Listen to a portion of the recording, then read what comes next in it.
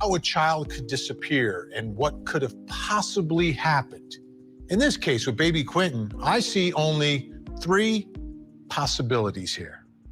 Three possibilities. The first one being abduction, because I have spoken to people who've had young children abducted from their home while they slept. So it does happen. It is possible. We have seen it. We've covered those stories. They are rare, but they have happened. So someone could have broken into that home, maybe someone who knew there was a child in there, someone who knew baby Quentin, and took him. That is a possibility. I don't think it's the greatest possibility, but it is a possibility. Second possibility is little Quentin died accidentally, but due to someone's negligence. Similar to what a certain attorney said about a certain woman down in Central Florida when Kaylee Marie Anthony died, saying it was an accident. But someone was negligent for that accident and they covered it up, right? So if an accident happens, someone dies, the first thing you do is call 911. But is it possible that there was an accident, but maybe you were doing something you shouldn't have been doing? Maybe you're sleeping while a child is in the bathtub, or you're doing drugs while a child is in the pool, or something like that. And all of a sudden you're like, oh my goodness, the baby's dead and I should not have been under the influence, or I should have been doing this. It's my fault. I'm gonna get in trouble. And then you cover it up. So you cover up an accidental death and make it look like something worse. That's possible. Still, again, from my perspective, not very likely.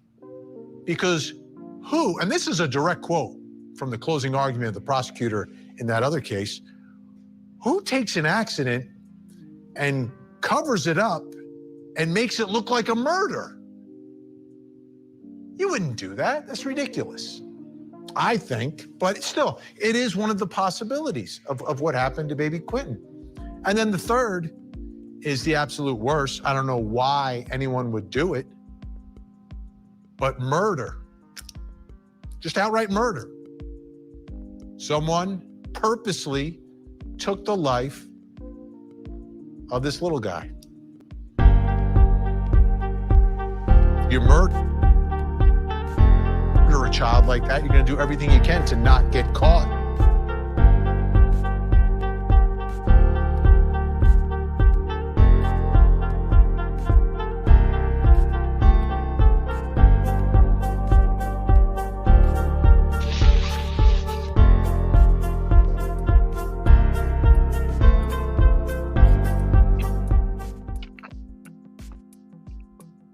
Go figure, I go live and then that video pops up. So I had to play a little bit of it first real quick. That's not a case we're going to be talking about, but that is a case that we're going to be talking about coming up here soon in the near future. I just kind of wanted to give a little snippet of that real quick.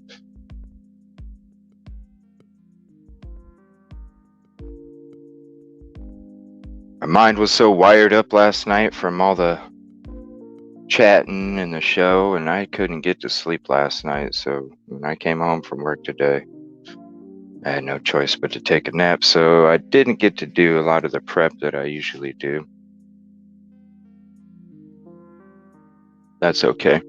So we were going to talk about an Ohio case.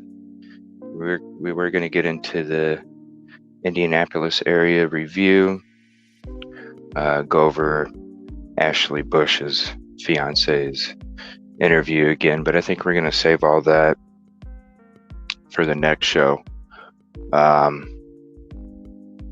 was watching ATS News's live stream this morning, and as I'm watching it, let me put her link up there real quick if you want to go follow her real quick. As I was watching it, I was just like, man, I knew a little bit about the Debbie Collier case when it came out. Watched it for a few days, got a little bit of the rundown, then didn't really hear much from that. And then I just been so focused on these other ones that I haven't really been paying too much attention to it, haven't really studied it too much, haven't really looked into it too much. But as I was watching her live stream today, it's just like, man, this is so confusing.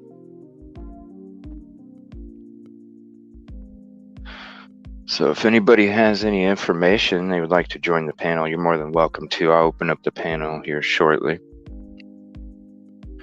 But got some other new stuff for the Delphi. We got a 15-minute inmate phone call, a special re-air of a report that WTHR came out with today. Mother of the Delphi victim breaks her silence. We have that interview as well. And then we can see the new judge that's taken over the Delphi case.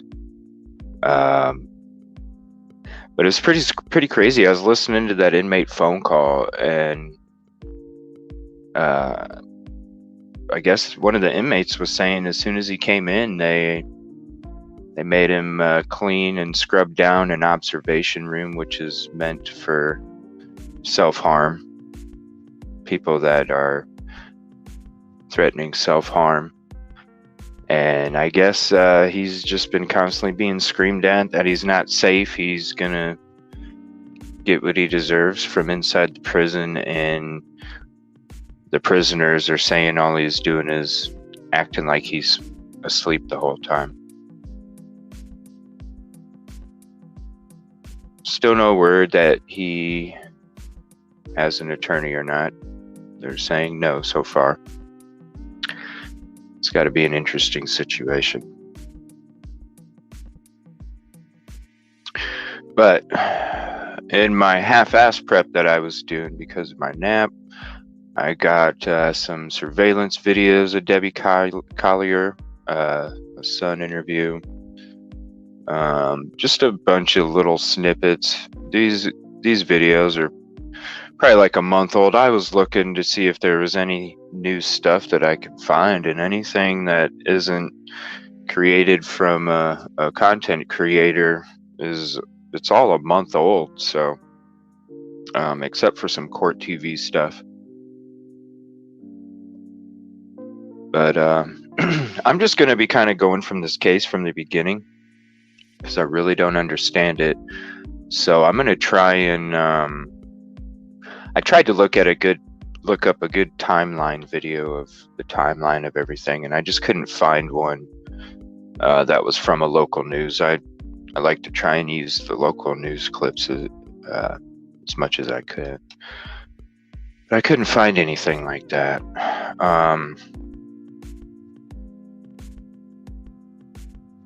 I don't know. I just got a couple different intro videos to start off with. And I was really hoping I could find a timeline, just to kind of a short snippet of general stuff, but I couldn't. So I don't know how long it's going to take to try and get into the beginning of it or anything like that. But I want to thank you if you're in the stream, and if you're watching on replay, I want to thank you for checking it out after.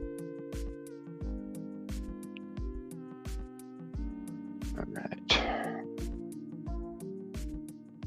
So, hey, what's up, Trent? Appreciate you joining from Twitch. So we'll be learning about the Debbie Collier case, and we'll be starting from the beginning because I really don't know much about it. So let me go ahead and open up the panel and get an invite out. So if you have anything to say or anything to contribute to this case, you can go ahead and join the chat panel if you'd like.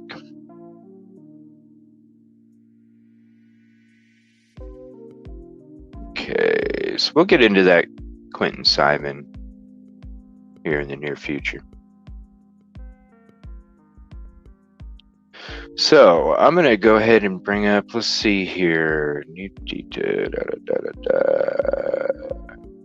We can go ahead and play, let me see here.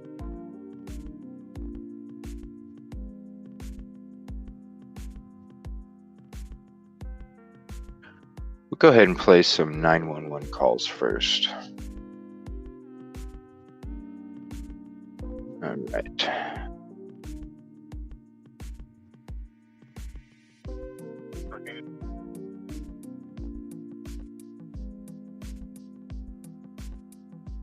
Oh, I didn't even need to do that. All right, there we go. So go ahead and check out some of these 911 calls here real quick.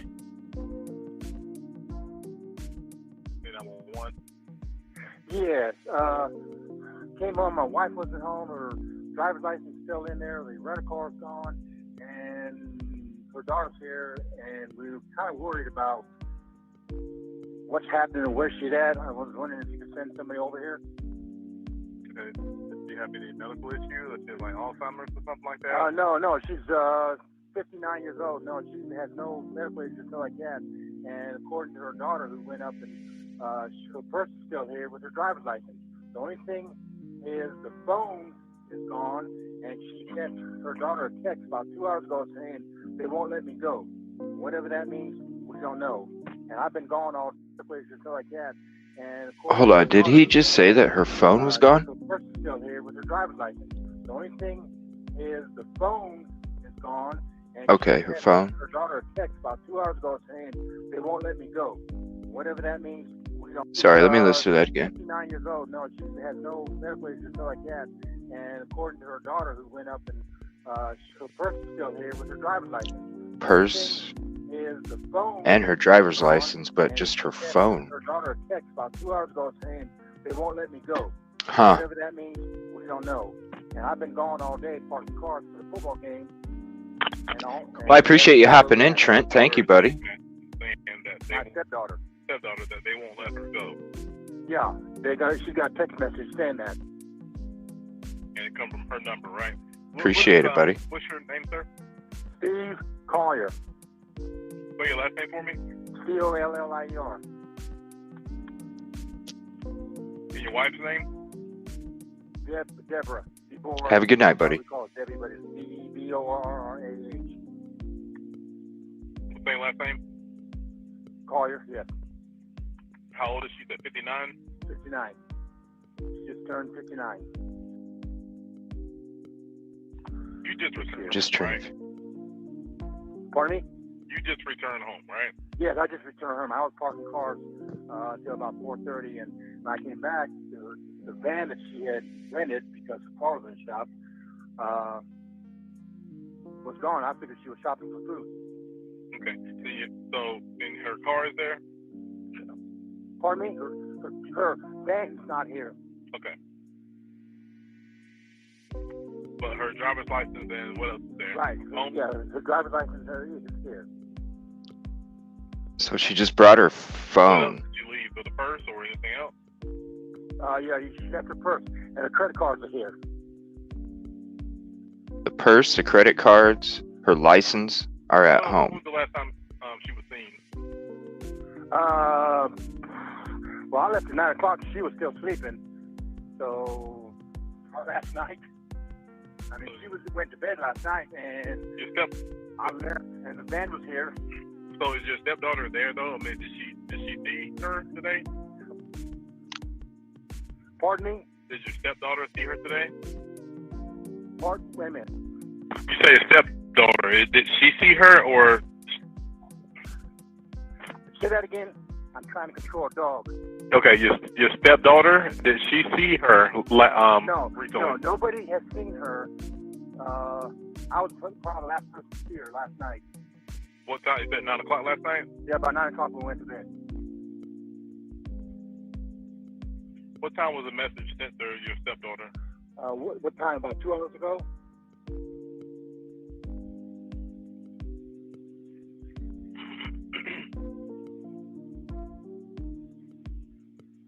About 2 hours ago? Yes.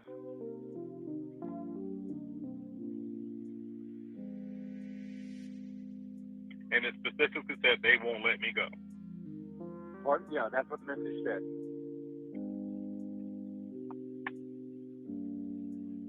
And that's all it said, right? That's all it said. And she was last seen driving, or she was driving her. What kind of car is that? It's I don't know, because the car's in the shop, so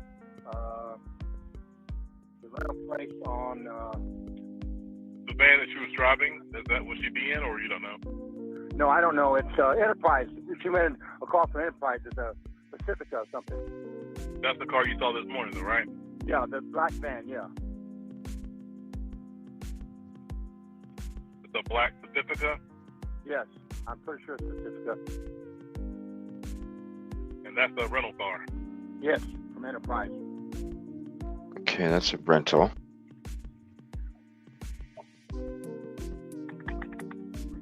All right, I'm sorry.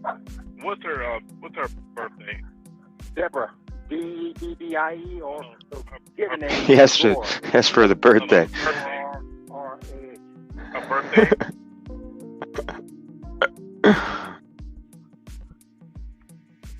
And she Poor white or guy. black, you know? Pardon me? She white or black? White. How tall is she? About 5'5", How much she weigh?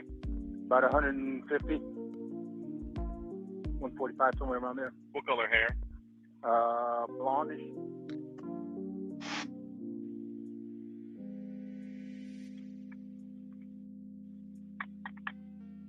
Would she be going to somebody's house, or? That's a good question. I thought she was out shopping for food. Her daughter came over with that strange message and then went upstairs to her bedroom and found out that her driver's license and credit card is still here. So she went up to the bedroom at it. The house to go shopping like I thought she was. She usually shops for food on Saturday. So she don't have any money at all with her, or any other car? Not to our knowledge, she had nothing. But she is her purse there? Yes, She left the purse as well? yes. The purse, the credit cards, the driver's license. She just brought her Family here phone. in town? No, just her daughter.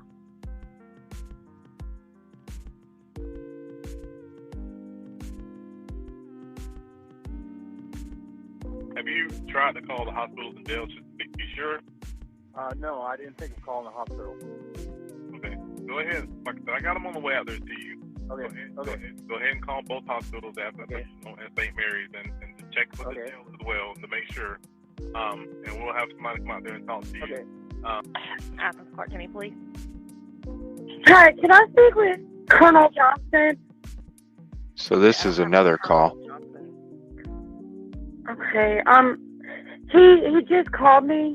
I have some more information for him, and I wanted to give it to him. My name's Amanda Bearden. Okay. All right. Hold on one second. I talked to you earlier. So it was Yes. Sergeant Johnson we had you talk to. Hold on. Sergeant Johnson. I'm sorry, honey. No, that's okay. Lots of Johnsons around here, so I want to make sure I got No, I get it. You just need him to call you back? Yes, ma'am. I thought about it, and I have her iCloud information. I know that and correct me if I'm wrong, but if the phone is turned off, it would still track her.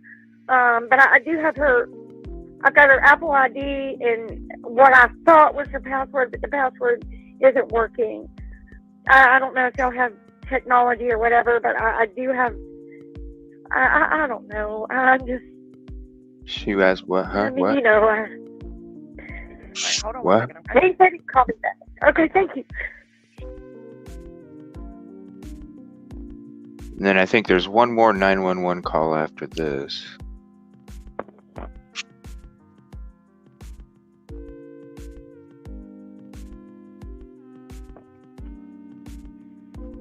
All right, ma'am. He said he'd be calling you back shortly. Okay. Thank you so All much. right, no problem. Thank you. Bye. Clark County Police. Yes, sir. My name is Diane Shirley, and my sister lives in Georgia, and my niece told me she was missing. Her name is Deborah Collier, or she could go by Debbie. Okay. And I'm wondering if y'all have any information about it. As far as, I mean, no, not other than with the officer or whoever is working on the case. I don't know anything. Where does she live? Do you know?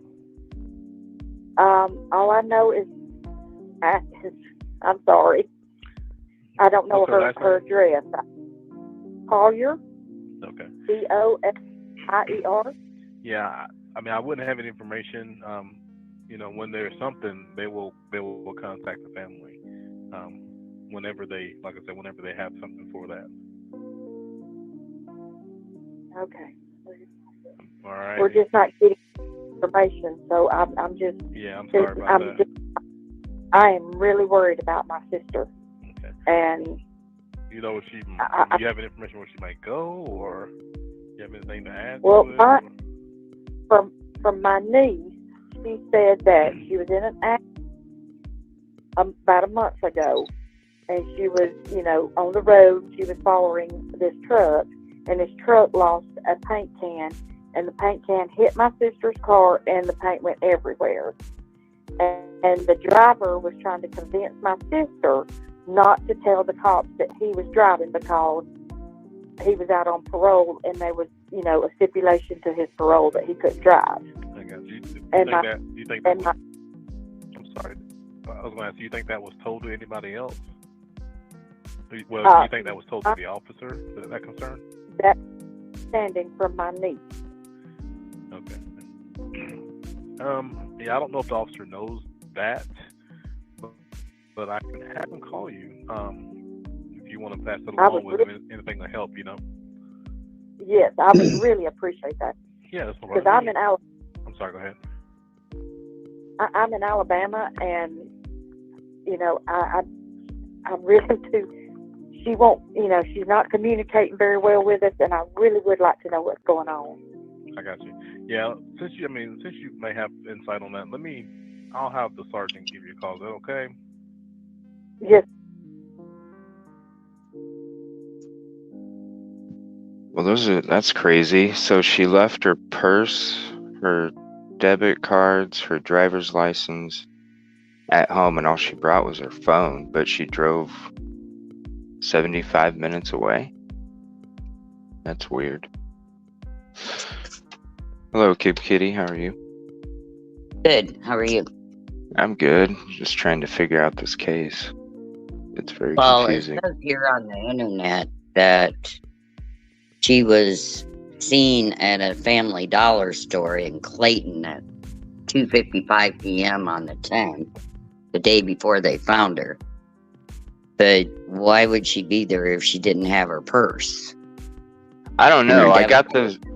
I have the surveillance up right now. I got this video up, and I see her carrying a purse. Let me look here real quick. Let me see if I can zoom this in for you guys. That's the best I can zoom it in. But it looks like she's... Yeah, it looks like she's carrying a blue purse right there. I need my glasses. Yeah, it's like it's a blue purse, and she's got one strap going over her right shoulder.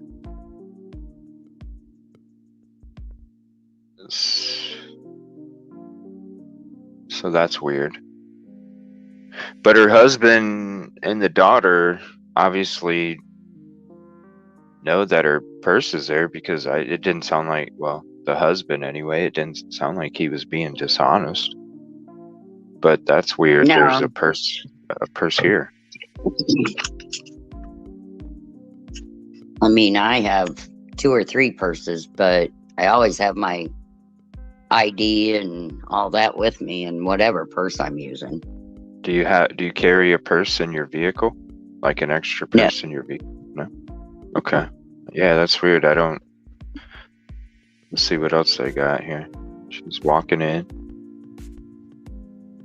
This is at 2:55, so she was in there for, was that 3:08? So she was in there for, let's see, 13 minutes. Enters Family Dollar Store in Clayton.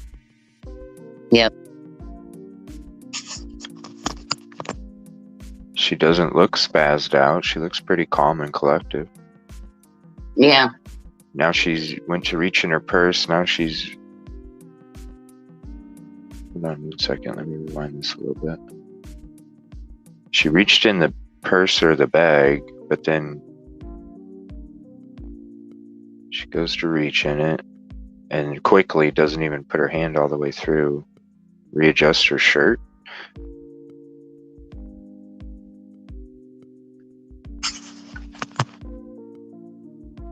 What is she doing? I can't.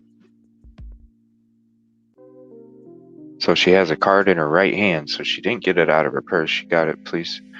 So yeah, said she appeared calm and not in fear of anything. So she pulled a card out with her right hand. And instead of getting the items bagged, she's having the items put in a tote. What is that? Oh, paper towels.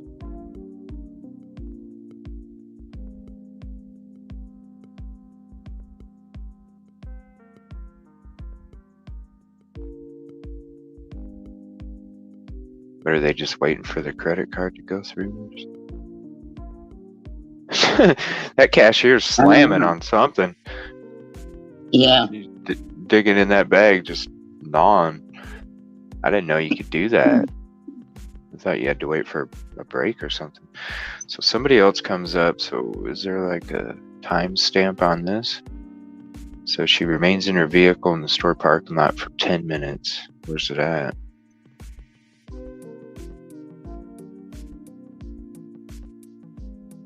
I don't see it. I thought it was over here somewhere.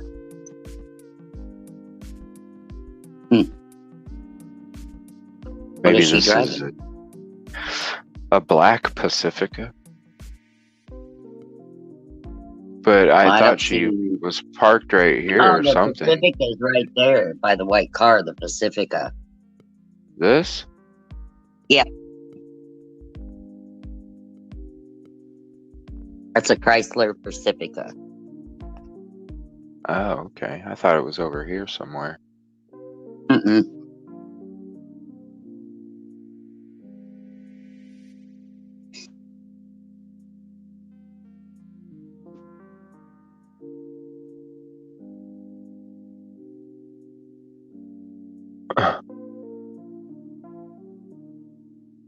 What's going on here? It really... What's this? Hold on a second. Yeah, it just looks like a bunch of vehicles sitting there. What the heck? It looks like that these vehicles move around. Here, I'll just let this play. I don't know. Something's going on with these vehicles over here. So somebody else walked out to this one.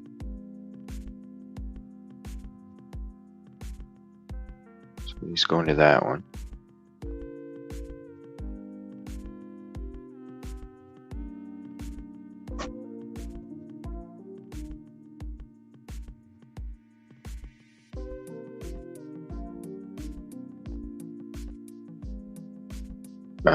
Okay.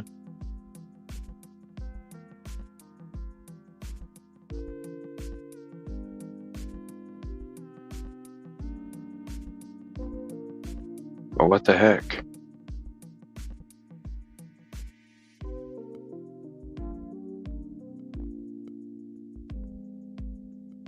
I don't...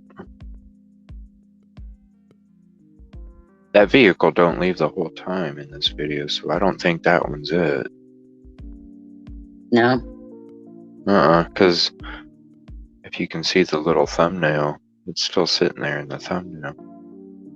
So that person pulls up, and so it maybe this is before. Let me skip ahead a little bit.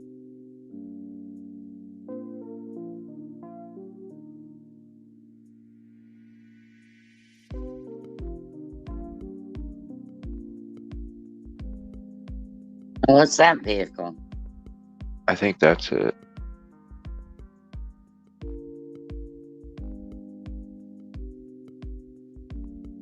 So it stopped next to the bay. What the fuck? Really? That's the video they're gonna release? So you can't see what... Okay. Do we see it leaving?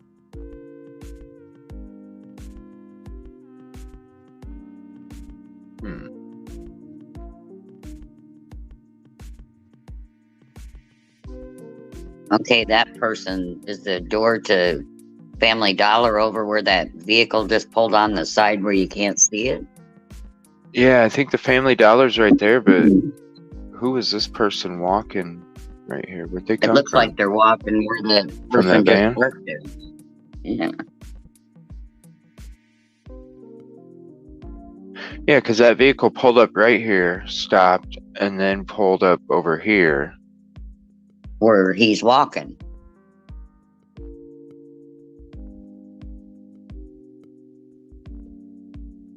But that was before she went into Family Dollar, so if something would have Now happened there's there, two then, people. yeah, so maybe that guy's picking somebody up. I don't know. Must be a kid because they got in the back door, not the passenger.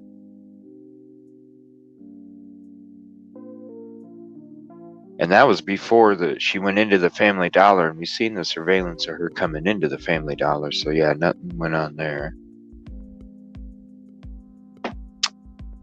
When does this? I wish I could have had the. You can't tell me there's not a video camera. There's got to be. This is probably just what they released in the beginning. All these videos are like a month old. It sucks. I couldn't find anything new. Okay, I see her.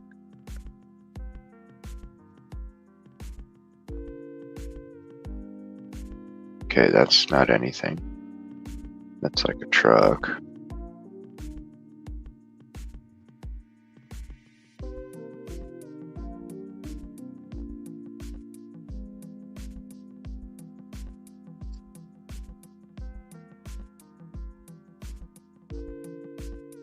I guess that just shows her going into it, I suppose.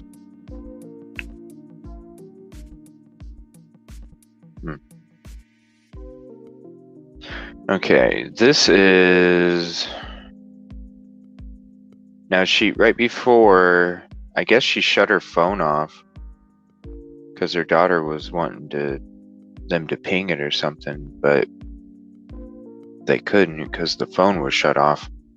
And right before she shut her phone off, I guess right after she left Family Dollar, yeah, leaves the parking lot at 3:19. So she checked out at 3:08, sat in her car for 10 minutes, and then took off. Let's see what this says.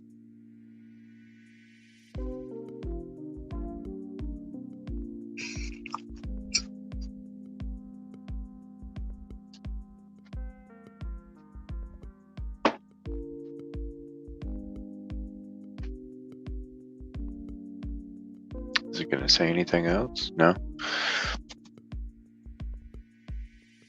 Okay. So, when in that 10 minutes... Debbie, call your murder. In that 10 minutes, she messaged or sent her daughter a Venmo payment for like $2,000 something, and then said something with it. I don't know exactly what it said, but it said something that they won't let me go or something. Daughter who received $2,300 Venmo before mom's murder has criminal history. Amanda Bearden, the daughter of slain Georgia office manager Debbie Collier, has a lengthy rap sheet. Georgia police have not yet publicly identified any suspects in the search for whoever killed Debbie Collier, a 59-year-old real estate office manager who police found stripped naked, burned, and dumped at the bottom of a hill in the woods a day after her family reported her missing earlier this month. Amanda Bearden, Collier's 36-year-old daughter, and husband Stephen Collier filed a missing person report on Sept.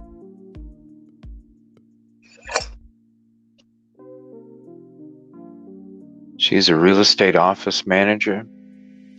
Yeah. No, she wasn't stripped naked. I think she just had her shirt missing. And her torso was burned, not the whole body. Dumped. I don't know why they say dumped, because she was found clutching a tree branch. I don't think that's dumped. 2,385. They are not going to let me go. Love you. There is a key to the house in the blue flower pot by the door.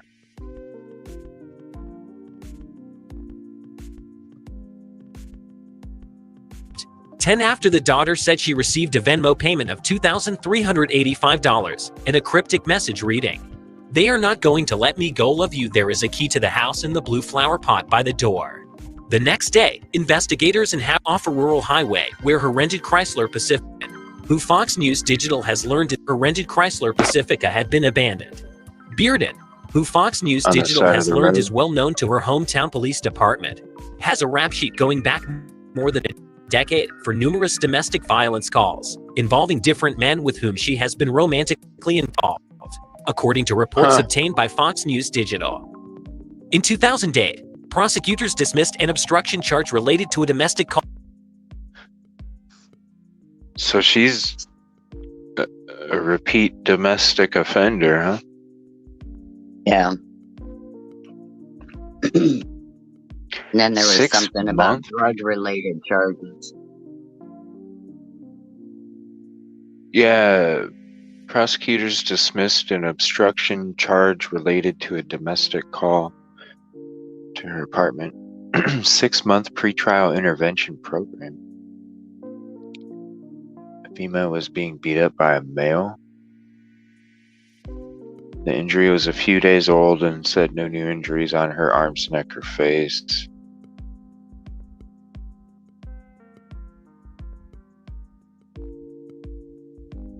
Battering a different ex-boyfriend. Huh? Her cryptic note to her daughter just doesn't make sense to me. She just, they're not going to let me go. I would be freaking out.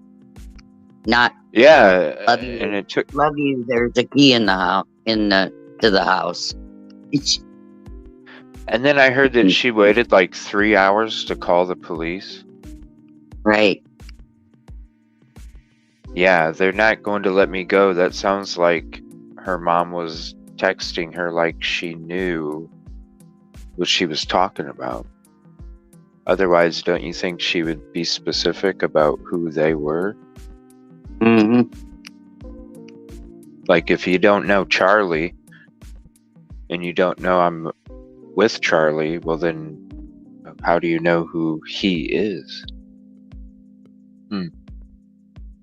Yeah, they waited from 3/17 when she got the payment till 6 something to call in and report her missing. I would have been on the phone right away when I got there. Yeah, like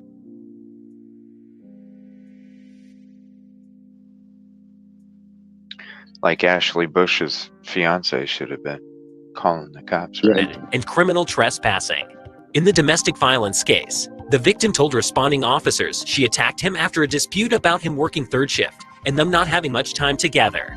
Police found him with raised scratch marks on his chest and back and handprints on both arms. She also broke his Xbox 360 Call of Duty game disc, according to the report. They had been living together for 2 months. She That's had so her wrong. probation revoked the next year. It was not immediately clear whether she had an attorney Friday. Then in 2021, after a row with current boyfriend, Andrew Giegerick, police charged her with falsely reporting a crime. However, prosecutors ultimately dropped the case.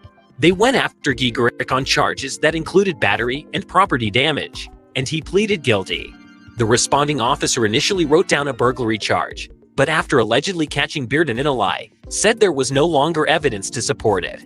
It's not clear when the couple first began dating, but Giegerick's criminal record in Clark County appears to begin in 2020, with domestic battery and disorderly conduct charges involving Bearden. He pleaded guilty to 3 counts and received a sentence of probation. The following year, he faced new domestic charges involving Bearden, pleading guilty again and serving 10 days in jail and more time on probation. He violated an order of protection at least once, but prosecutors dropped the charges. He violated probation again in August, court records show, and was sent to jail for 6 days last week. He was out by Friday when Fox News Digital photographed him with Bearden in her driveway. In January, he pleaded guilty to reckless driving after a DUI arrest. On Sept. 4, 2021, police arrived at Bearden's home and encountered Giegerick outside. Body cam video obtained by Fox News Digital shows a long exchange, in which he discussed her alleged drug use and claimed she was stealing money from his paychecks on a weekly basis because he let her link his account to her phone before they split up. Oh, that's her. I thought it was somebody else. That looks like an old lady or something. That's the daughter? I thought that was somebody else for a second there. She's probably on drugs now, he told police outside the home, minutes before they handcuffed him. He was arrested for violating an order of protection. Once in cuffs, he could be heard telling the arresting officers that it wasn't fair. At moments, he broke into tears, begging to be allowed to go home and asking for a chance to speak with Bearden. When officers finally relented and told him they'd ask her if that was okay, they came back a moment later and told him she didn't want to speak. Throughout the encounter, police repeatedly told him he couldn't be on Bearden's property. Get off my screen. Let me rewind that a little bit and just pause it. There we go. He's got a restraining order, but he's asking the cops, "Can I talk to her, please?" What the heck? What was he doing there? I didn't hear him say what he was doing there. I don't know. I wonder why he was there. Let me see. Why? I'm writing some questions down here. Why was boyfriend?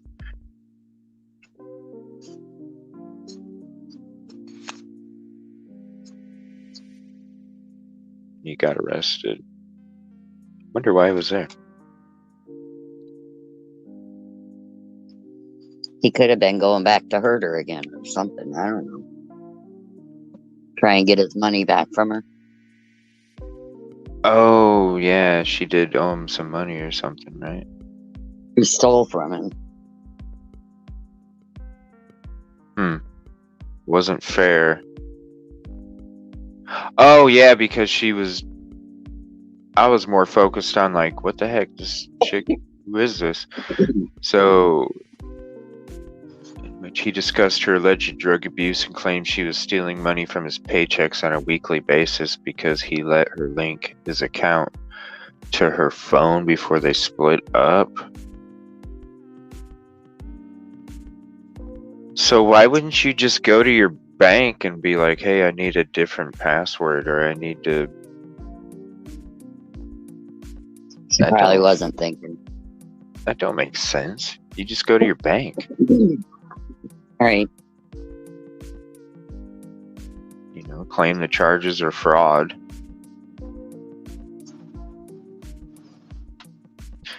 Fraudulent, whatever. Let's see here.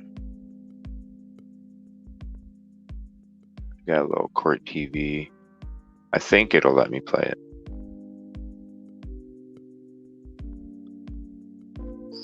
I like these court TV videos.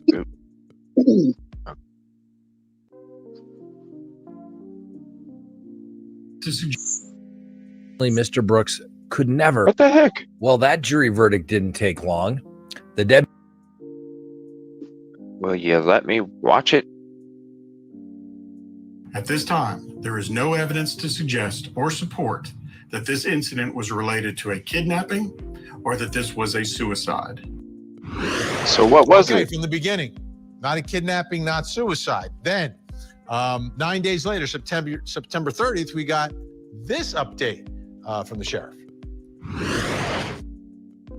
There is no information or evidence to this point that shows that this was something random, that there was something that was not from somebody that she either knew or somebody who she had some association with. That's what we're seeing at this time. So based on that information, we do not believe that this is a random act of violence. We do not believe that this is the act of a serial killer. We believe that this act was deliberate and personal. So there, it seems we're investigating a murder that seemed to be deliberate and personal, right? Now, I want you to take a look on the screen, this report from Habersham Now, who's been covering this case in depth. And it says a 6-week-old murder in Habersham County may not have been a murder after all. Sources close to the investigation into the death now say she may have died as a result of an accident or suicide. 6-week-old murder investigation in Habersham County may not have been murder after all. Sources close to the investigation into the death of Debbie Collier now say she may have died as a result of an accident or suicide. We may live in a world where we never know for sure, the source says. Wow.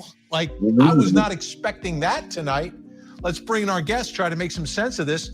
Joining me tonight in Clarksville, Georgia, reporter and publisher for NowHabersham.com, where we got that information. Joy Purcell is with us.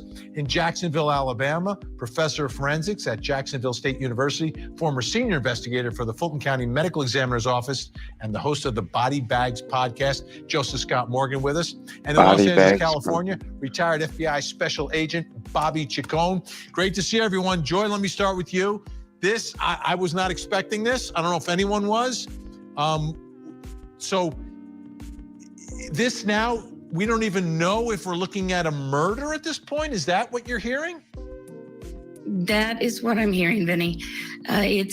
Of course, we have not received the autopsy report. We still don't know the official cause and manner of death. There are still a lot of unanswered questions in this investigation. But at this point, having spoken to several sources very close to this investigation, it appears that this may be something other than what we have all suspected and been told by law enforcement from the beginning, which is that this is a murder investigation.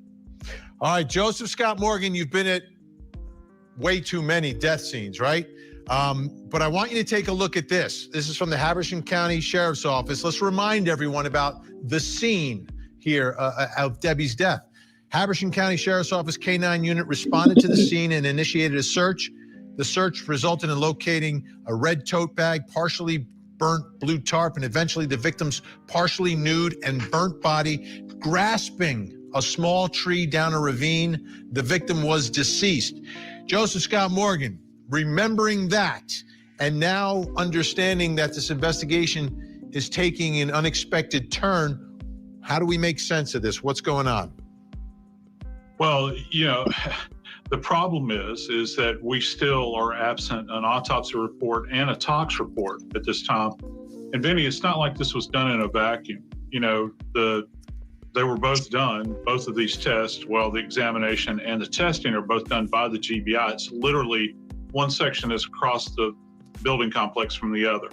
So it's not like these two are not communicating with one another. I don't understand what the, what the holdup is relative to this. The police are obviously exploring, because they're kind of the gatekeeper here relative to any further information that's going to come out. And I think that they're exhausting everything they have. What's very interesting to me, Ben, is that now they have an arson investigator in this case, and the clothing that was found at the scene, they did detect the presence of accelerant there. And, the shirt, I think, which we've talked about at length, and that's something that can. So they found the presence of gasoline or lighter fluid or something? Oh, Yeah. thank you, ATS. Yeah, so that's another question. It's like, what was the accelerant? You're more than welcome to join if you'd like to. This is, it's kind of brand new to both of us. It's kind of new to you as well, Kib Kitty. Yeah. The accelerant. So that was found on there. So why would she commit suicide and use accelerant on herself?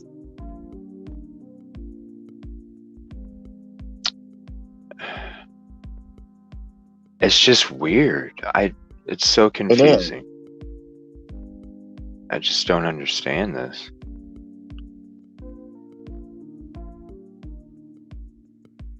And you can follow ATS News. Great stream earlier today.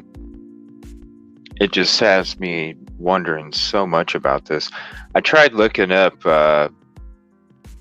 more recent videos on this, but they're all like a month old. I couldn't even find a good timeline to summarize everything up. So this is just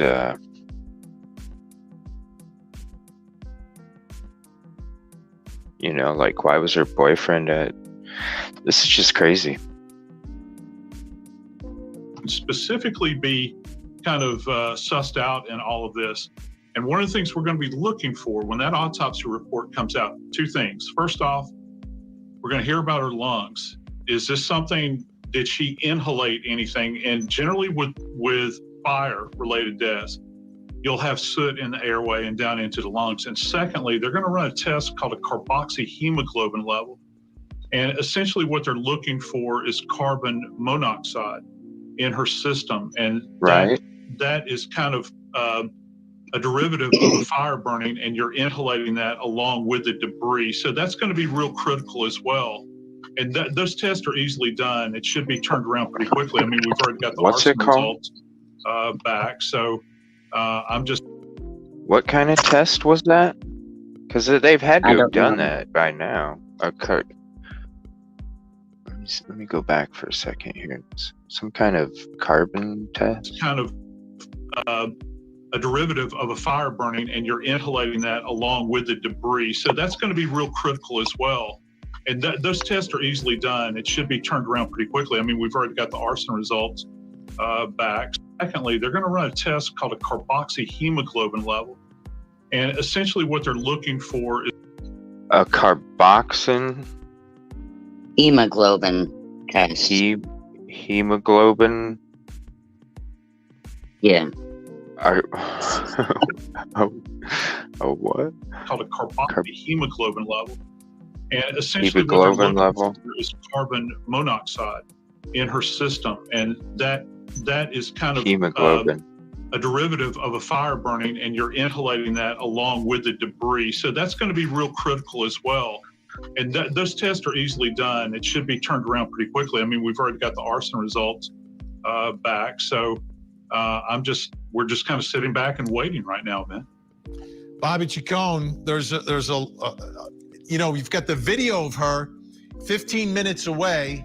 It takes her 45 minutes to get there, but 15 minutes away at the Family Dollar store. We've got this cryptic message that she sent. They won't let me go. She sends money to her daughter after she exits the store while she's in the parking lot there. I can't put these pieces together. Yeah, they don't seem to fit, right? I mean, that's me the either, problem buddy. Here, they don't seem to fit. They take you in different directions, right? Is it an accident? Is it a suicide? I would almost set up two investigative teams: one to follow the narrative of a possible accident, and the other the possible suicide. And obviously, those two teams would look at this from different angles, and you see what physical evidence supports each one of those, and then you move down those roads.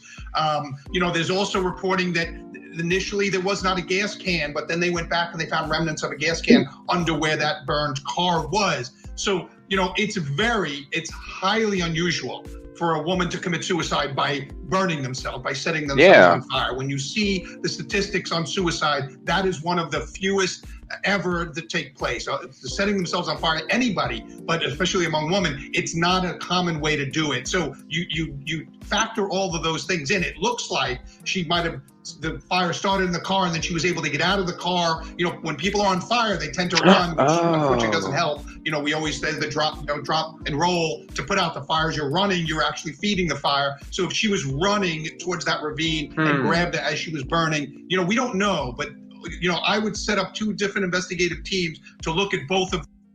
Well, that kind of makes sense, right? Like if she was doing something in the van but I thought I heard before that the road that her car was parked off the side of, like when she left the Family Dollar, she went one direction, but then I heard that the van was found on the other roads. Like she had turned around and then got off the highway and parked. Like she left Family Dollar, going, you know, whatever direction. I don't know for sure. I'll just say north. She went north, you know, leaving the parking lot. And then she would have had to turn around and go south and then pull off the van to do what she did. I thought I heard that before, that when she left, she went one way, but then the off-road that the van was found on was actually on the other side. Yeah, it the said road she on the left other side of southbound, but then turned around and went northbound and pulled off. I So haven't if she seen was that on, yet. no. Let me write that down too. That's another question I'll need to figure out. Let's see. Van found, compared direction leaving Family Dollar.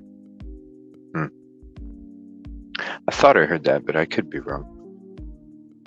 Those and kind of do it separate and see where those things lead. Of course, you know, we're not going to know until, you know, all of this comes out. And you know, Vinny, I'm loath to make investigative information available publicly, because oftentimes it seems like the investigation's going in a lot of different ways, and it is. We don't have a narrative. Later on in a trial, you'll hear the narrative, but in the early stages of an investigation, we have to go in every different direction that it takes us. So sometimes it looks disheveled, but that's the nature of the process. And so we have to kind of follow all these things. That's why you heard 2 weeks ago that this may have been a murder investigation, and now you're hearing it's something else, because different things develop early in the early stages of an investigation. Doesn't mean they're not doing their job. Doesn't mean they don't know what they're doing. It just means that these things are a mystery, and you have to suss out each one as it comes up. We know certain things. You know, Doc is really good at, you know, as doing the science of it, but then there's the other things of it. I would be investigating whether she had any mental health issues in the past. Did she see a counselor, a therapist? Because That's a good question. You know, I'm not saying that she heard voices. I'm saying she's referring to somebody when she says they won't let me go. You know, who is the they that she's referring to? And did she ever have issues like that in the past? Big part of all this. All right, our guests are staying with us. We're going to talk That's a more good about title, this when we come ATS back. News. Don't go anywhere.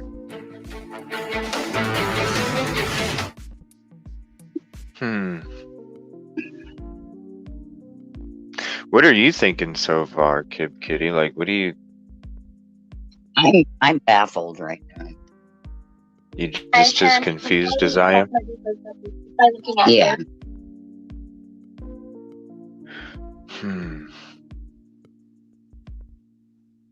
Yeah, it's just, I don't know. It's like usually you have a little bit of something that you can just kind of grasp onto and then go from there. And here it's like you think about this, but then it's like, then it could be this, then it could be this, then it could be this, then it could be this. And then you're just like, well, where do I start? It's kind of like an episode of Hoarders. Like you have hordes of information, but you just don't know where to start. I'm sorry, go ahead. He said they're trying to fit all the pieces together. It's so confusing. It is. And there's no new, I swear everything was 1 month old. How it could be longer than that, I don't know. It's just on YouTube. It says 1 month on the video. So I mean, who knows how? But everything is like 1 month old. And so there's like no. Maybe that's why the sun's coming out with these interviews and stuff, because nothing is really going on. I saw in an article that he called to talk to the police, and the policeman actually laughed at him and was debating on whether to hang up the phone. The police said that he was debating, or the son? The policeman was laughing when the son was talking to him. Yeah. And it said the policeman debated on whether to hang up the phone on the son. Really? Yeah, I read that earlier, but I can't find it right now. So the daughter and the husband aren't really raising issue? It's just the son? Yeah, the son is now. Have you heard anything about the husband? Like, is it just the son that's... one interview. I need to see if there's an interview with the husband.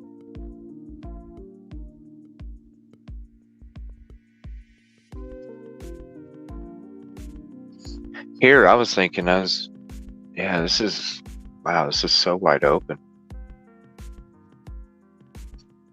Huh. We'll see what they say on the rest of this video here.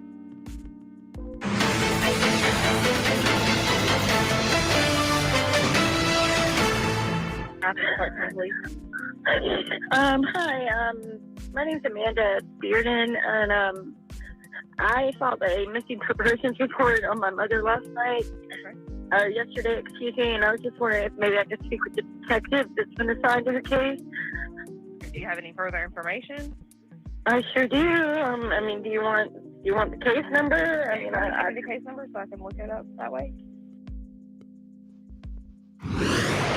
That's Debbie Collier's daughter calling 911 with some additional information after they reported her missing. This is before her mom was found. How about the family? Let's bring back in our guest, Joy Purcell, publisher, reporter, now Habersham.com. Please check it out, folks. A lot of information about this case. Joseph Scott Morgan with us and Bobby Chacon. Joy, how about the family members? Have they all sort of been accounted for that day? Do investigators know what they were doing, where they were, et cetera? Do we know? Well, it's our understanding that the local investigators have pulled back from their investigation of the family members, of course, because Amanda Bearden received the Venmo payment that was attached to that cryptic message. There was a lot of question about her and any potential involvement because of the money that she received. This family has undergone a lot of scrutiny, a lot of intense scrutiny. It's been a very challenging situation for them beyond the loss of their wife, their mother, their grandmother. Is there any interviews with the daughter? Well, I'm looking at this. I typed in update on Debbie Collier. Yeah. Now they're saying it's not a homicide. It's not a homicide. Yeah, it looks more accidental, is what they're saying. But it says in this article that she was carrying her purse wearing a football jersey, shopping, at the Family Dollar. Yeah. But I thought her purse was at home. Yeah. They said her purse, her credit cards, her license. She had just took her phone. But she was carrying some purse or bag in Family Dollar, and then she bought a tote too, which was red. Okay, it says But here that accidentally. the daughter says her mom left her home with her driver's license and debit card, leaving everything else behind. Well, the husband said that, oh, so the husband probably got his story from the daughter and then he just got it confused a little bit. Because the husband, I thought, said all she took was her phone. That I thought he specifically said her driver's license was left behind, but the daughter says something different. They're saying something different. The dad Yeah, and I'm the wondering daughter. if the daughter had talked. I'm wondering if the daughter or the husband have said anything. And I mean, I get like the son coming out because the cops to him aren't doing their job. But I would think after a month, because if I can't find stuff on YouTube earlier than a month, that's local news. There's no updates. So I understand the son coming out to the media. I'd be doing the same thing, but I didn't see anything about the daughter or the husband. And that's odd because aren't those the two closest people to her? Because they lived in the same house? Yeah. This is, man, it's so crazy. For having to undergo the suspicions that have been cast on them. But as I said, it is my understanding, again, speaking through those close to the investigation or with those close to the investigation, that they're pulling back from looking at the family members as potential persons of interest or suspects in this case. There's a key development that has happened since we last spoke, Vinny, and there was a question as to the timing of this all. Investigators had narrowed the timeline of when they knew that Debbie Collier was alive to between 2:55 p.m. on September 10th and then 3:19 p.m. during those moments when she was seen on surveillance in the Family Dollar store. It was at 3:17 p.m. that Amanda Bearden received the Venmo payment with that chilling message, "They're not going to let me go." We have That was learned, right before she left again, Family our Dollar. sources are telling us that through subpoenaed phone records, they have determined that message was sent from the parking lot of the Family Dollar store in Clayton, Georgia, which is where they know Debbie Collier was up until 3:19 p.m. Apparently, there was also another text message sent from her phone, a simple "I love you" to her son, which didn't go through, but was recovered when they got the records. And then at 3:19 p.m., she exits the parking lot. Her phone goes silent, and approximately 22 hours later, she was found dead in the woods about 12 miles away. All right, we have. That's so sad. She sent her son a message saying that she loved him too, and he didn't get it because it didn't go through. That's sad. That hits your heart. About a minute left. Oh, I'm sorry. Go ahead. What? I'm reading this article and they're saying it sounds like the text was nothing more than a pretext. And A draft? reference a pretext. What's a pretext? Isn't that is it? Like you type it, and don't send it yet. Yeah, saves it as a draft. Yeah. Yeah. Okay.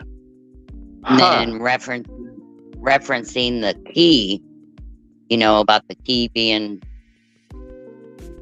where it is. Yeah, under the flower plot, the blue flower plot. It says that was to make cops believe it was actually Debbie sending the text. Okay, what? Yeah, I'm confused. Say that again. Okay, it says referencing the key was to make cops believe it was actually Debbie sending the text. So like somebody else was sending the text about the key, making them think it was Debbie that sent it. Right. So like somebody had control of her phone, sent the Venmo, and then okay, but And then then wouldn't said that about be the murder? key. I'm sorry, go ahead.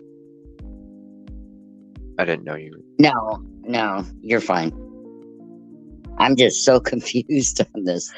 It's like somebody else is using her phone to send the Venmo or whatever it's called. And then they put in about the key where that's located to make it look like Debbie sent the text. So that's another question. So I don't use Venmo, I use Cash App and PayPal. I'm wondering, can you send a Venmo? Like, could her daughter have gotten on a computer, her mom's computer, and sent herself a Venmo payment from her mom's computer? You know what I mean? Like, I wonder if Venmo can work like that, because I know I can get on Cash App and PayPal on my phone or my computer. So I'm wondering if you can do the, so maybe she necessarily didn't send the Venmo payment from her phone. Because why would the cops, this is what I don't understand, and I can see that maybe if the son is freaking out and there hasn't been many updates in a month, maybe they aren't doing the best that they can do. And so maybe I understand why they're saying it's accidental when it doesn't sound like it. Maybe they're just being lazy about it. Somebody else involved. Yeah, like they're just being lazy about it and saying, oh, it's an accident. You know, you don't. Right, just to close it. Right. If they're having that kind of attitude with the son, I don't know. That's, Let's see what else they say. My opinion is, I think someone else is involved. Well, the son, I think I have one of the son's interviews coming up next. Actually, I'll just go to that right now. Ooh, 1 second. I'm going to go to a Crime Talk episode real quick. I like this guy. I've been watching him for a while too, this little. Any judge.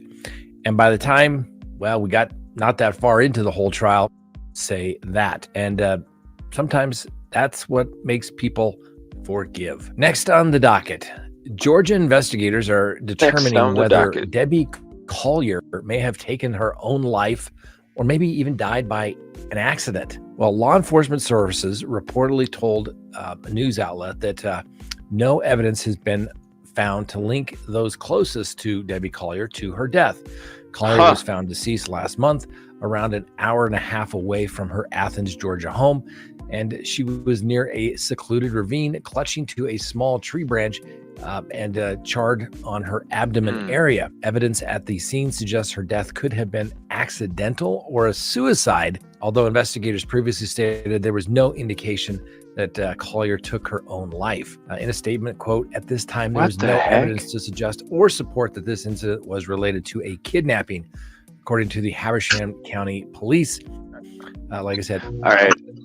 I have to apologize. I have to watch that all over again because I'm just confused at everything that he just said. I got to go through this one more time. Holy crap. Georgia investigators are determining whether Debbie Collier may have taken her own life or maybe even died by an accident. Well, law enforcement services reportedly told a news outlet that no evidence has been found to link those closest to Debbie Collier to her death. Collier was found deceased last month, around an hour and a half away from her Athens, Georgia home, and she was near a secluded ravine, clutching to a small tree branch and charred on her abdomen area. Evidence at the scene suggests her death could have been accidental or a suicide, although investigators previously stated there was no indication that Collier took her own life. In a statement, quote, "At this time, there is no evidence to suggest or support that this incident was related to a kidnapping," according to the Habersham County Police. like I said, as a statement that they released. Several items Collier purchased at the Family Dollar store shortly before her death were found at the scene, including a tarp, a lighter, and the tarp and the bag. So far, Collier's autopsy and toxicology results have not been released to. He didn't say accelerant. No. But that's is a weird combination of stuff to buy at the Family Dollar before they find her dead. Tarp, paper towels, lighter. Yeah. And what else? A rain Was that poncho. A rain poncho? poncho. A poncho, a tarp, Rain poncho, yeah. paper towels, and a lighter. But no accelerant. But accelerant was traced. And that's an accident? Yeah, I don't believe it. No evidence supports anyone close to her has anything to do with it. It's like they're discounting every possibility it could be, and then you're left with nothing. You're left with what? What is not an accident? An accident can be explained. An accident, like a plane crash. This happened, and this happened, and this happened, and then this happened. Like stuff leads up to it. You can explain accidents. How do you explain this? To the public, suicide? I'm not sure. Why would she drive up there? Why try to pull herself up? She looked like she was getting ready to go to a football game, dressed up to have fun, not necessarily to harm herself. Right. I don't know. Let me know what you think in the comments. As you may recall, it's kind of some backup to the story. Collier's daughter, Amanda Bearden, contacted police on September 10th after she reportedly received a Venmo payment from Collier for $2,385. A cryptic message was attached to the Venmo payment that read, quote, "They're not going to let me go. Love you. There's a key in the house in the blue flower pot by the door," end quote. Now, Bearden, who reportedly waited several hours before contacting the police, said that Collier left everything at home aside from her ID card and debit card, which contradicts what's seen on the security footage at the Family Dollar store, the last known sighting of Miss Collier. Now, Collier's husband, a guy named Stephen, said during a 911 call that Bearden told him she found her mother's purse at home. Said, quote, "Came home. My wife wasn't home. Her driver's license still there. The rental car is gone and her daughter's here." Stephen Collier, the first person to make the report, said on September 10th at 6 p.m., "We're kind of worried about what's happening and where she's at. Could you send somebody over here?" Police said at around 3:15 p.m. on September 10th, the Venmo payment was sent to Bearden, and security footage shows Collier walking into the Clayton, Georgia Family Dollar store on September 10th at around 2:55 p.m. She was seen carrying the large black purse and vehicle keys while wearing the University of Georgia football jersey. And on September 11th, police tracked a rental vehicle Collier was using to a wooded area some 60 miles away from their home. Now, police searched the vehicle's vicinity and found her body and a burned blue tarp in a nearby ravine. She was naked, charred, and deceased, according to the police. So far, no arrests have been made, and no one has been named a suspect in the killing. Check back for updates. Let me know what you think may have happened to Debbie Collier. Accident? Did she do something to harm herself, or was it, something nefarious? Let me know what you think. Next on. Wow. All right, let me go to this little clip with the sun here. Watching 11 Alive Morning News. 11 minutes of See what he nonstop says. news starts now. Right now, in When your was 11 this? minutes November nonstop 2nd? news, remembering takeoff, fans mourning and demanding justice for the Migos.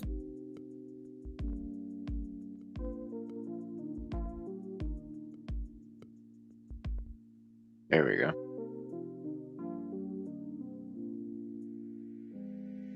Off. Ariana, thank you. Sticking with your 11 minutes of nonstop news, the son of an Athens woman is breaking his silence about his mother's mysterious death. He is raising questions nearly 2 months after her body was found in Habersham County. The sheriff's department says Debbie Collier was found 50 miles from her home in Athens. She was in a remote part of Clarksville. Investigators say video shows Collier at a dollar store there the day before her death, but her son is skeptical. She looks. I've never seen Athens. She was in a remote part. Does she look kind of tipsy walking in that door? Video shows Collier at a dollar store there the day before her death. Kind of like loses her balance there. Skeptical. I've never braces seen herself. Wear shorts in the last like 5 years of her life. So you're questioning if that was even your mom in that video? Absolutely. Yeah, I am. I have a lot of concern. Jeffrey Bearden says he is not happy with the way the sheriff's office is handling the case. We asked for comment. We've not heard back. Gwinnett County Schools is calling on the community. Oh, my bad. I thought that was an actual. Let me see. I have another video I saw. This might be the same. No, So it's he just saying said that he's he never demands seen his answers. mom wear. I'd He never said seen her he's wear never shorts. seen her for 5 years. Yeah. Yeah. I don't know. That's crazy.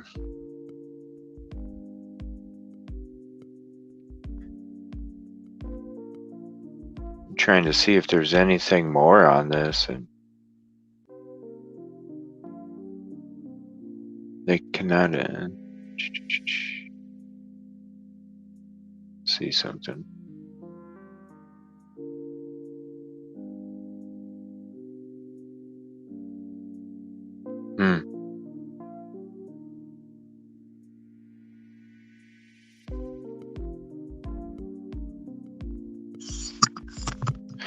I just don't know what to say. I mean, you got the press conference.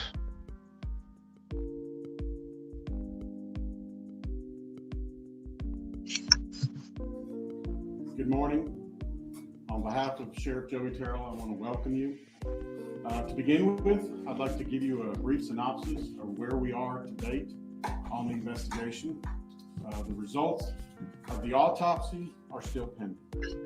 The results regarding the analysis of the items we've submitted to the crime lab are still pending. We are now just beginning to get responses to the search warrants and the subpoenas in the case to date. We can tell you that we have received additional footage from a security camera from a business near the Family Dollar store. That additional footage shows us This is from September 30th. walked out of the Family Dollar store, got into her van, and remained in her van in the parking lot for 10 minutes before leaving the parking lot and heading south on Georgia 15, Highway 441, US 23.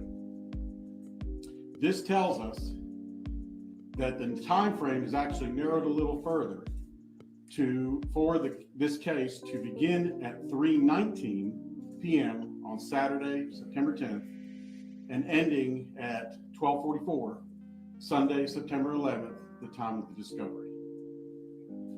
Please understand that this case is very complex in nature and has a lot of questions and unknowns that aren't found in a typical. Is this the guy that was laughing at the sun? This guy right here? I don't know. I didn't see a picture of him.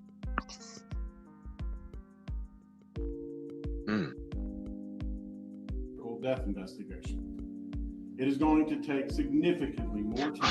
What the hell is than that? 19 days that have passed since the discovery. How do I get rid of that? What the hell? We also want you to know that we are working diligently to solve this case. We are trying to obtain as much information as possible so that we can put together facts and evidence to support a motive and also to identify a person or persons of interest. At this time, I'd like to call up lead investigator George Casey to assist with answering the questions that you have. First of all, I want to thank everyone for being here, being part of this. Hopefully we'll be able to answer some questions and give y'all some insight of where we're at and kind of what we're dealing with. First off, I want to start off by saying we have received a lot of questions that y'all have sent in. Some of these questions, the information that is pertaining to those questions is very sensitive information. We will try to answer them to the best that we can, but there will be information that we need to retain just for the simple fact of it being very sensitive, and we don't want our potential persons of interest to be able to get a hold of this information. Just so that way it does not jeopardize the furtherance of our investigation.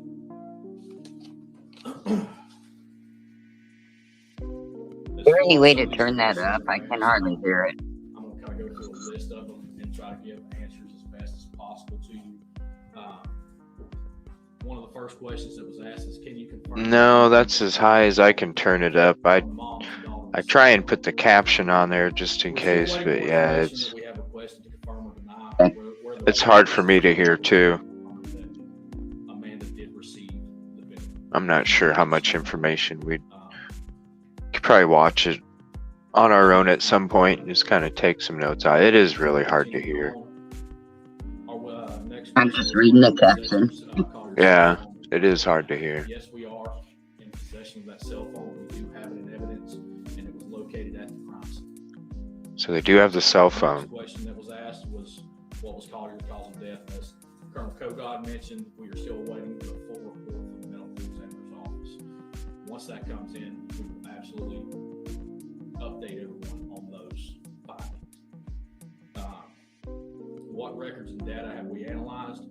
Due to that being sensitive information, much as the disclaimer that I gave when I first stepped up here, we don't want to reveal any information that could possibly be a potential or potentially jeopardize our investigation where our suspects will get that information. There was a question about Deborah's phone records. We have served multiple search warrants on multiple different cell phone carriers. We are working with them to get all pertinent data from those devices and from those carriers. So hopefully we'll be able to develop more of a timeline, a better timeline, and hopefully be able to find out more information about what exactly happened. Inclusion of family members, a question was related to that. Is that right now we have not ruled anyone out at this point. We have ever developing leads and are gradually having information that we have requested come in. So we're still in the process of trying to find persons or person of interest. And as that information starts to trickle in, it will actually help us develop more information for y'all to have. We're continuing to investigate Deb's activities from September 10th through to September 11th, which is also going back to the timeline. We're gradually just getting more information in. We want to know just as much as anyone else does, and we are working, as Colonel Kogod said, we're working diligently. We've lost a lot of sleep, as such should be, in this investigation. We've devoted a lot of time to this investigation. Why are you telling us how much sleep you didn't get? I mean, isn't that about what search warrants have been executed. part of your job? Now, with surveillance cameras, couldn't they see if someone else was in the van with her? Well, I heard that I don't know for sure because I don't know much about this, but I thought I heard them say that they figured out that there wasn't.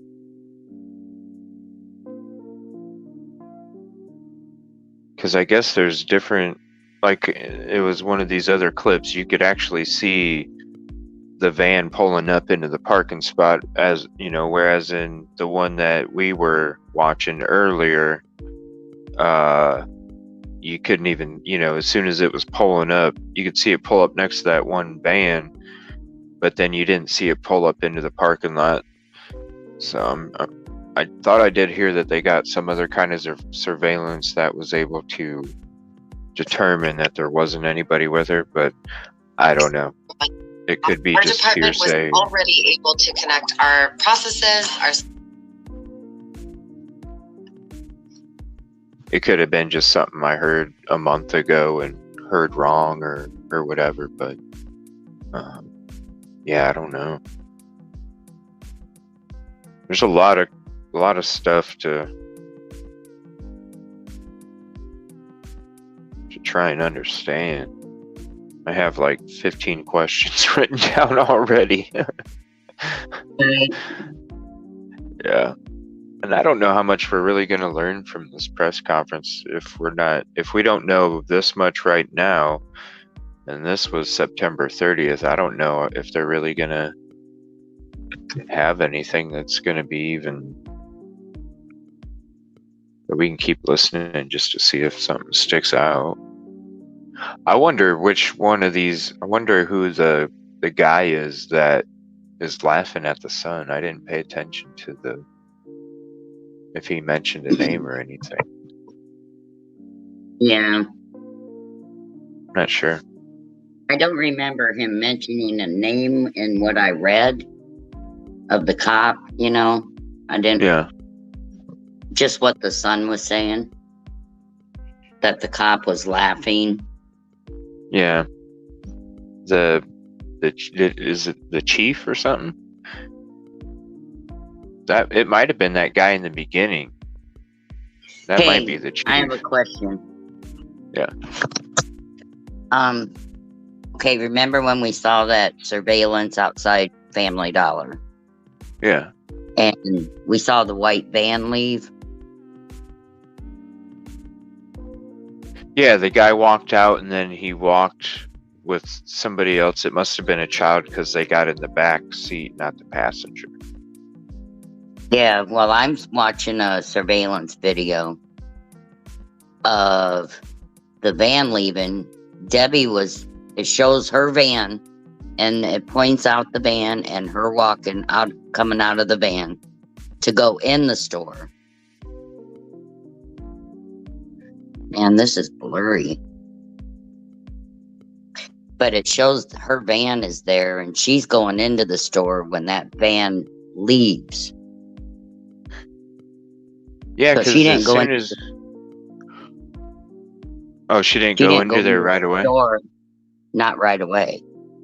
When we saw that van leave, it shows a surveillance of that van leaving, and she gets out, and it puts an arrow on the van. So you know where the van is. The part we couldn't see. Yeah. And then it shows her walking into the store. Can you email that to me? Or send the link in a message? Or you can do it. You can do it after the show's done, if it's easier. Because after this, I typed in surveillance, Family Dollar surveillance of Debbie Collier. Okay. And it's a video surveillance of her entering the store. So that's what I'm seeing. All right, I'll look that up. I'll save that for the next show.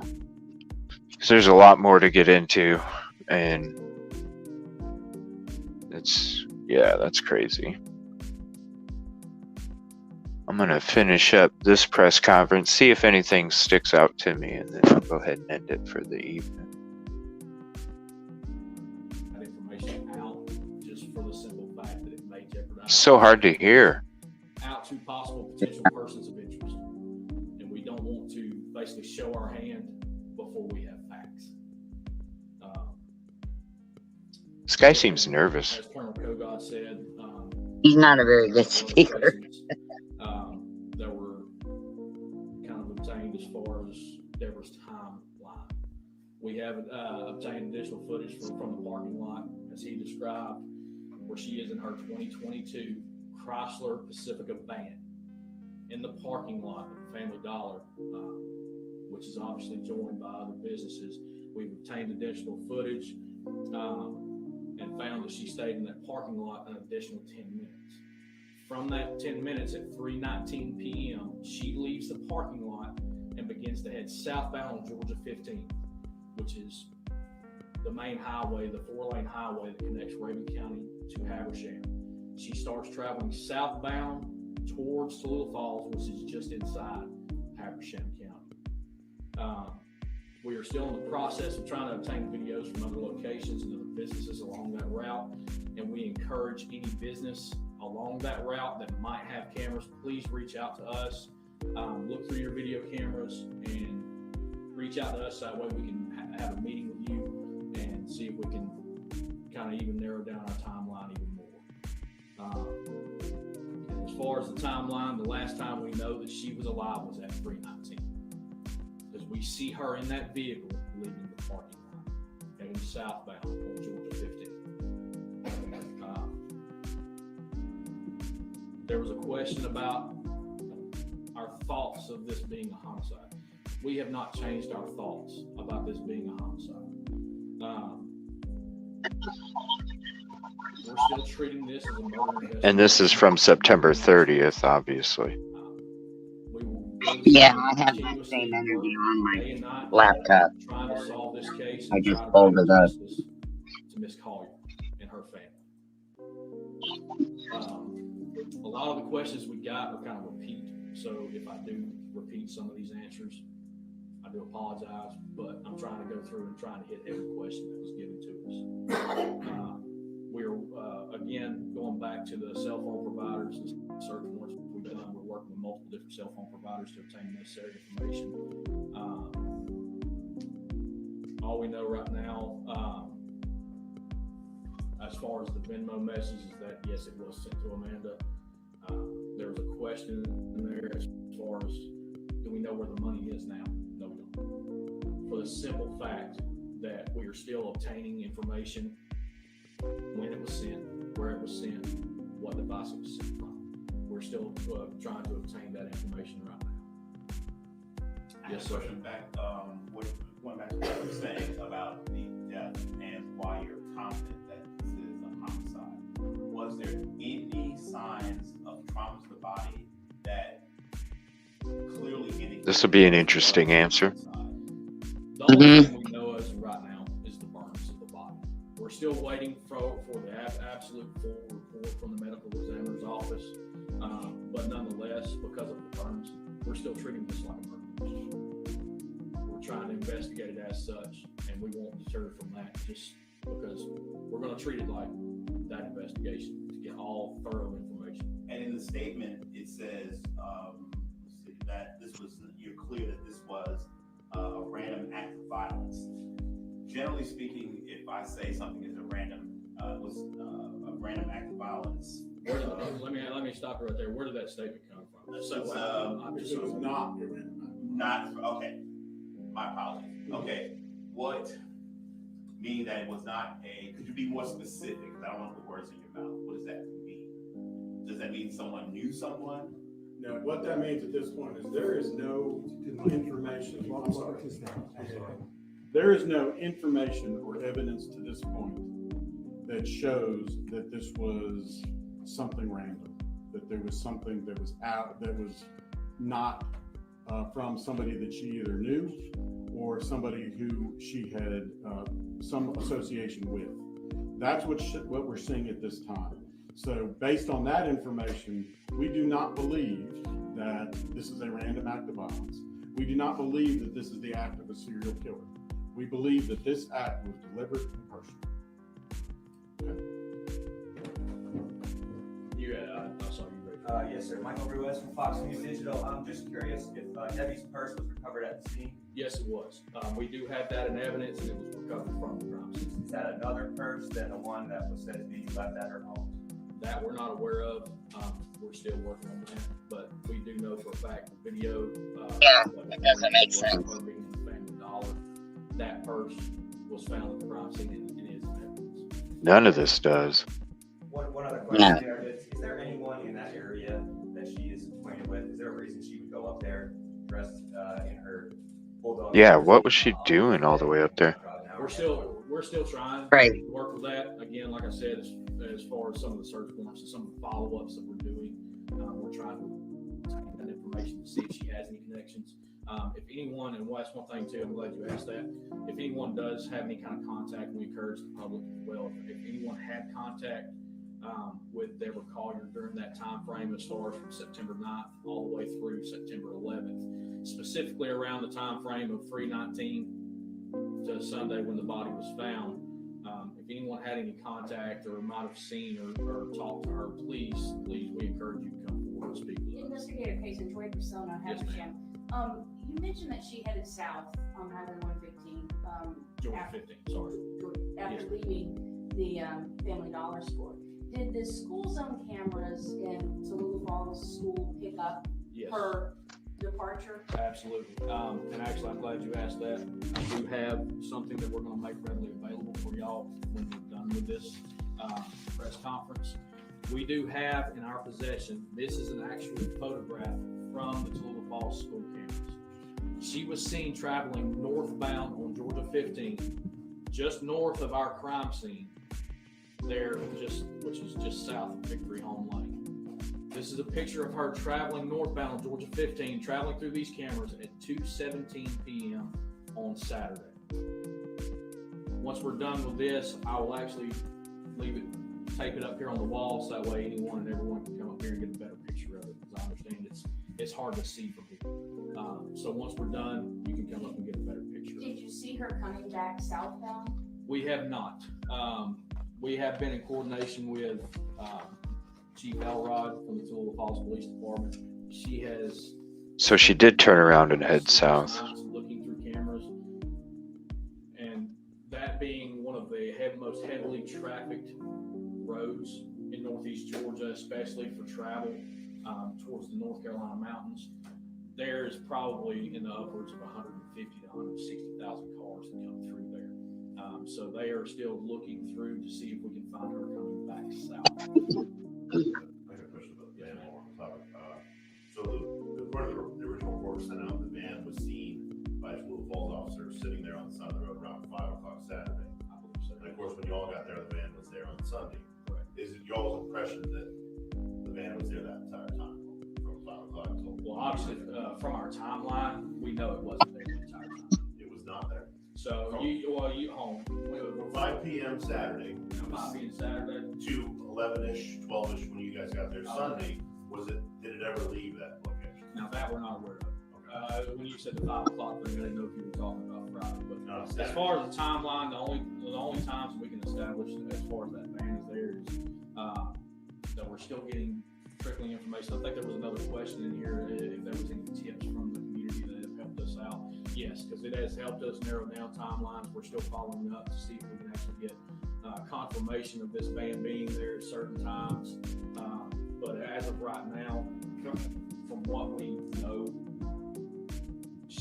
that van was there at the crime scene on Sunday, is what we can confirm. Now, as far as her time getting back to the crime scene, we cannot confirm that. We're still working with leads and trying to confirm that information. During the time that you say she was sitting in the parking lot outside Family Dollar. Yes, ma'am. She left at 3:19. At 3:17 is when this Venmo message was sent. And earlier you mentioned you're still trying to determine what device that was sent from. Right. Does that mean that you all do not yet know if she in fact sent that message herself? Well, as the investigation goes on, I mean, we're doing a lot of search warrants to try to obtain any information that we possibly can. And as we know, as far as with the digital information and all the digital electronic devices we have these days, you can access accounts from many different devices, which is why we're going through the extent of being able to determine what device that Venmo was sent. And her daughter received that payment at 3:17. She said in the Athens Clark County Police Department report, when she reported her mother missing, that it worried her. She tried to call her mom on her cell phone. But two things. One, she had said that her mother only took her debit card and car keys. She didn't mention her purse. She didn't mention the cell phone. Also, it took her 3 hours, according to the timeline in the missing person report. Exactly. 6:01 before she actually reported her mother missing. Have you all looked into why there was a delay? Yes, we have looked in, and again, we're still waiting for more information to come back. Again, with the search warrants that we've done, we're trying to develop those timelines to get confirmations of where these people were at, or anyone that was close to Deborah at the time. We're just trying to develop and get that information and get factual information, so that way we can actually start putting a basis to this. Investigator, on the original incident report, there's a check mark about drug use. Was there any reason? Yeah, I'm gonna let Colonel Kogod.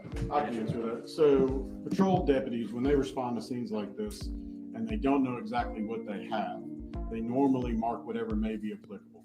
In this case, because it was so questionable and there were so many unknowns when we got to the scene, they marked it as a possibility that it could be drug related. However, at this time, the investigation is not leading us in that direction. Is that another example? Why Interesting. there may not be obvious trauma, like someone shot, stabbed, Could be, but again, it's so preliminary in the investigation that we really can't make that determination. We just do not believe, based on what we have at this time, that this is drug related. The tip that Amanda Bearden was at Family Dollar, did that come from her? Did it come from somewhere else? And what is the significance of her not being at that location that Saturday? I'll try to answer that best as well. So the tip, as far as her being at the Family Dollar, came from an initial interview to where she was talking about her and her mother going to Family Dollar to buy cleaning supplies to help clean up her her apartment when she got back to Georgia.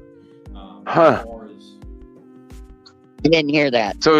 So he said that they found out that she went to a Family Dollar because the daughter had mentioned that she was going to pick up supplies for the daughter. So the daughter had asked her to pick those supplies up. Really? Let me rewind that just a teeny bit, but I'm pretty sure that's what he said. Unknowns when we got to the scene, they marked it as a possibility that it could be drug related. However, at this time, the investigation is not. I'll try to answer that best as well. So the tip, as far as her being at the Family Dollar, came from an initial interview to where she was talking about her and her mother going to Family Dollar to buy cleaning supplies to help clean up her. To buy her cleaning supplies to help her clean up her apartment. As far as anything. Why would you go that far? Okay. So she bought a tote bag, paper towels, a lighter, a tarp, and a poncho to clean up an apartment. Yeah. The only thing that you'd be cleaning up is with paper towels. Right. Other than that, that's not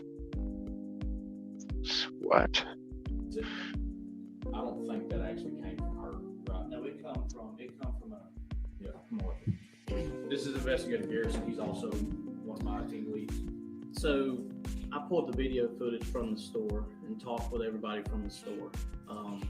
Based off of that, with Miss Collier, she was there for that time period from 2:54 till 3:10. Got in her car at 3:10 till 3:20. It was asked that if Amanda was in there earlier, and Amanda, based off of our knowledge at this time, there was some confusion there, and the associate that worked there actually saw the mother and not the daughter. I was able to provide photos to that store clerk to confirm that, based off of what we were told, and she said, no, I remember seeing the mother, not the daughter. Can you speak to whether Amanda Bearden has any acquaintances or friends, family in the area? Like Investigator Kaysen said, we can't confirm that right now. I'm sure once we start getting some of these subpoenas and search warrants back on these phone records, we'll be able to give an answer on that at that time. When was the last time Amanda told you all she saw him? And can you confirm or report that Debbie's husband, Steve, was working during the time of Debbie's husband? All right, so what we can confirm as far as that question right there is that we know that Amanda talked on the phone with her mother on Saturday afternoon. I'll have to look back at my notes from the actual report itself to be able to give you some kind of actual time for it. But the last time she spoke to her mom was on the phone. As far as Hmm. Steve working, we have pulled video from Synovus Bank where he stated that he was working that day because of being a UGA game. He works for a private company called the Optimus Club that private contracts Synovus Bank's parking lot to park vehicles for game day. They use that parking lot to provide parking for people coming to the game. We have confirmed that he was there from, I'm making sure I get the times right, from 9 to 4:06, 9 a.m. to 4:06 p.m. on Saturday. Who's that? The husband. Oh. There where her van was parked? I'm going to go back to the answer as far as we're not ruling anything out.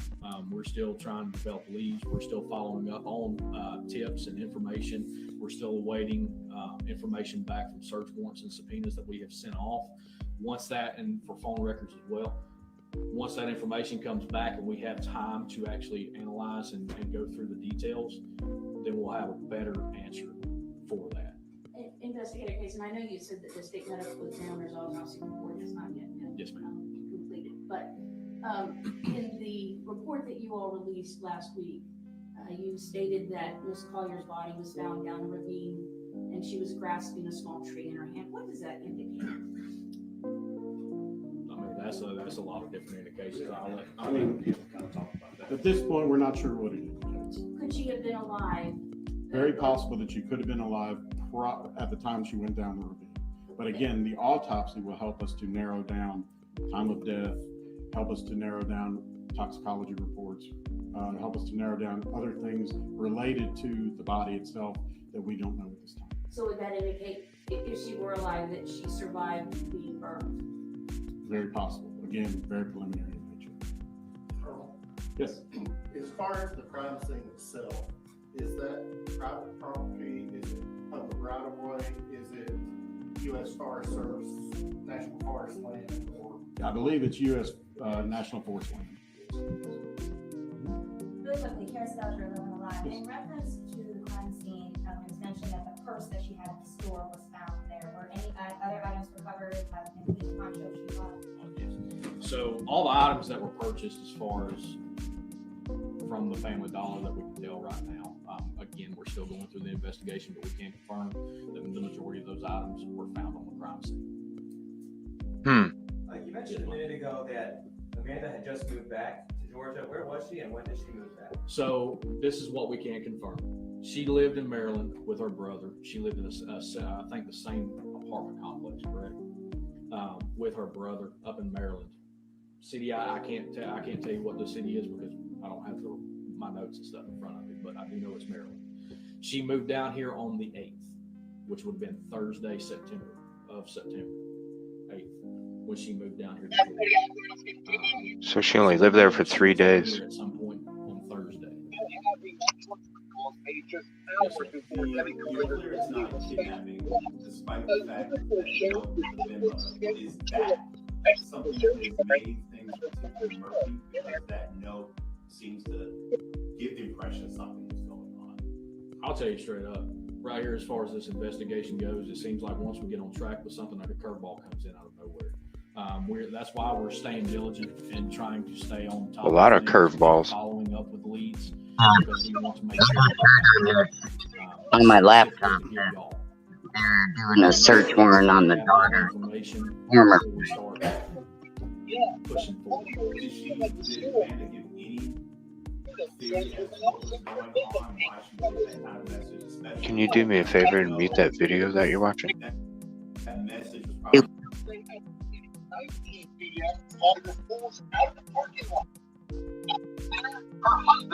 Do what? Mute the video that you're watching. Oh, yeah. Okay. Oh, I'm hearing something else then.